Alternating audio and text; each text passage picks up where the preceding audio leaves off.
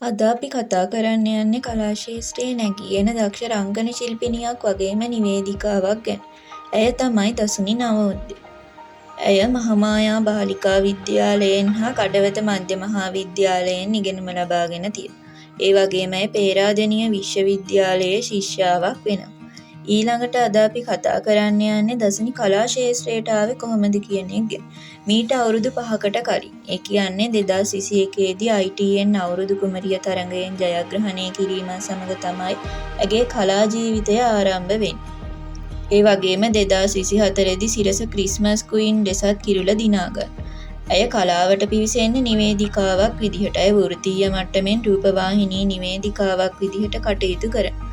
මේ වෙනකොටත් ITN නාලිකා විකාශය වෙන chat and music වැඩසටහන තුලින් ඇයව නිතර දකින්න ලැබේ.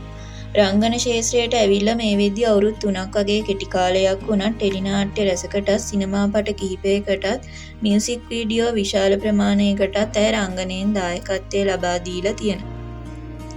ඉතින් මම මේ ටෙලිනාට්‍ය කිහිපයක් මතක් කරොත් රෝස සුදුයි ආදරියේ ටෙලිනාට්‍යයේ ඩොක්ටර් නිත්‍යාගේ චරිතයටත් සර්කස් කාරයෝ ටෙලිනාට්‍යයේ අනුකිගේ චරිතයටත් හිරුනාලිකාවේ විකාශය වුණු හිද්දලයෝ ටෙලිනාට්‍යයේ හින්නිමැණිකේ චරිතයටත් ITN නාලිකාවේ විකාශය වුණු උඩතට්ටුව ටෙලිනාට්‍යයටත් සිරස නාලිකාවේ විකාශය වුණු රොකී ටෙලිනාට්‍යයේ සියාරාගේ චරිතයටත් දෙරණ නාලිකාවේ විකාශය වුණු හිතා ගන්න බැරි කතාවක් ටෙලිනාට්‍යයේ ආලෝචනාගේ චරිතයටත් ඇය රංගනයෙන් දායක වෙලා තියෙනවා.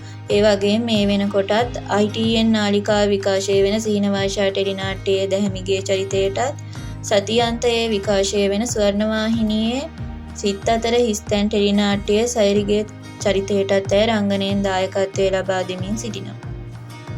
ඒ වගේම මේ වෙනකොට සිනමාපට කිහිපයකටත් ඇය දායකත්වය ලබා දීලා තියෙනවා.